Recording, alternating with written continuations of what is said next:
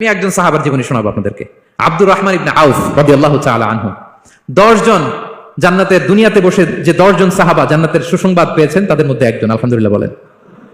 আব্দুর রহমান ইবনে আউফ রাদিয়াল্লাহু তাআলা আনহু প্রথম 8 জন মক্কায় যারা কালিমা পড়ে মুসলমান হয়েছে তাদের একজন। তার স্ট্যাটাসটাকে জেনে নেন। তো তিনি যখন মক্কা থেকে হিজরত করে মদিনায় গেলেন, মনে রাখবেন মক্কা থেকে যে সাহাবার বাড়ি ঘর ছেড়ে হিজরত করেছে তাদেরকে বলে মুহাজির, মানে হিজরতকারী সাহাবা। আর মদিনাতে যে সমস্ত সাহাবারা তাদেরকে রিসিভ করেছেন তাদেরকে বলে আল আনসার, মানে সাহায্যকারী সাহাবা। তো যারাই হিজরত করে মক্কা থেকে মদিনায় যেত, বিষ্ণু ইসলাম মদিনার কোন সাহাবীর সাথে তার ভাই পাতিয়ে দিতেন, আল মুআখাত, ব্রাদারহুড করে দিতেন, দায়িত্ব দিতেন যে তুমি এই সাহাবীকে দেখবে।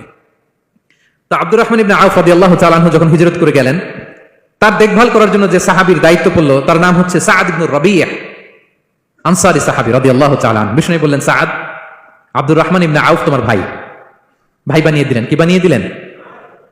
তুমি তাকে টেক কেয়ার করবে, সে হবে তোমার মেহমান। সুবহানাল্লাহ। সাআদ ইবনে রাবিয়া রাদিয়াল্লাহু তাআলা আনহু তিনি আব্দুর রহমান ইবনে আউফকে ডেকে নিয়ে গেলেন, ঘরে নিয়ে গেলেন মেহমানকে, এবং বললেন, ইয়া সাআদ ইন্নী আকসারুল আনসারি মালান। হে সাআদ, তুমি চিন্তা করো না, তুমি মনে করো না যে তোমার ভরণ পোষণ দিতে আমার কষ্ট হবে।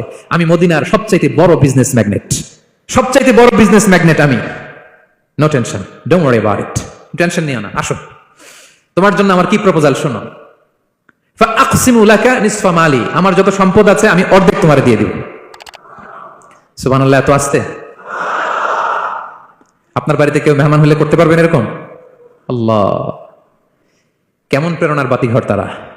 ফাআকসিমু নিসফা মালি, হে আব্দুর রহমান ইবনে আউফ, আমার অর্ধেক সম্পদ তোমারে দিয়ে দিব। এখানেই শেষ না, এরপর বলতে লাগলেন, আমার অনেকগুলো স্ত্রী আছে, তুমি কোথায় যে মেয়ে খুঁজবা, প্রস্তাব দিবা, এত ঝামেলার দরকার নাই।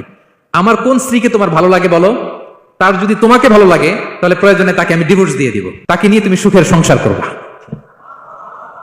আল্লাহু আকবার, আল্লাহু আকবার। অর্ধেক সম্পদ দিয়ে দিব, আমার একাধিক স্ত্রী আছে, কাউকে যদি তোমার পছন্দ হয় এবং সেও যদি তোমাকে পছন্দ করে প্রয়োজনে তাকে ডিভোর্স দিব, new life, new career, just go on. আমরা এই সুযোগ পেলে কি করতাম? সাথে সাথে অর্ধেক সম্পদ নিয়ে নিতাম, ঠিক কিনা?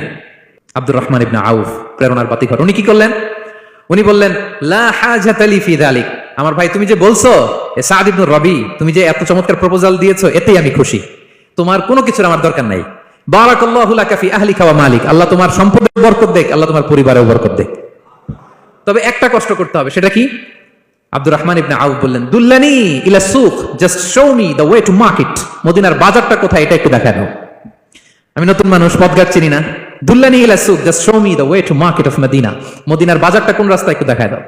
আল্লাহু আকবার। সাদ ইবনে রবি বললেন, এই তো মদিনার বাজার। উনি যে কিছু ঘি কিনলেন, পনির কিনলেন, কিনে বিক্রি করলেন, প্রফিট করলেন। ওই প্রফিট দিয়ে আরো বেশি করে কিনলেন, আবার বিক্রি করলেন, প্রফিট, আবার বিক্রি করলেন, প্রফিট। এই কেনা বেচা করতে করতে 1-2 মাসের মধ্যে উনি মদিনার one of the biggest business magnate হয়ে গেলেন। আল্লাহু আকবার। কি হাড় ভাঙা পরিশ্রমী না তারা করেছেন।